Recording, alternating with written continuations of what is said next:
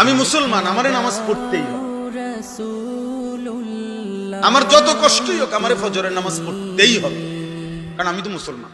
এই যে উপলব্ধি, এই বিশ্বাস কলিজা এটা বসা অনেক বড় নিয়ামত, অনেক বড় নিয়ামত। যে নাফরমান আত্মভোলা হয়ে যায়, নিজেকে ভুলে যায় দোস্ত, ও আর ফিরতে পারে না। নুওয়াল্লিহি মা তাওয়াল্লা ওয়া নুসলিহি জাহান্নাম ওয়া সাআত মাসীরা। আল্লাহ বলেন, আমার রাসূলের উল্টো পথে যে চলবে, আমার ঈমানদার মুত্তাকি মুমিন বান্দা যে পথে চলে তার উল্টো পথে যে চলবে, আমি আল্লাহ বললাম রাসূলের উল্টো মুমিনদের উল্টো পথে চললে, খোদার কসম আল্লাহ কোরআনে বলছে, আমি তাকে ওই উল্টো পথেই চালাবো, আর এই উল্টো পথেই একদিন জাহান্নামে ফেলবো। নুওয়াল্লিহি মা তাওয়াল্লা ওয়া নুসলিহি জাহান্নাম।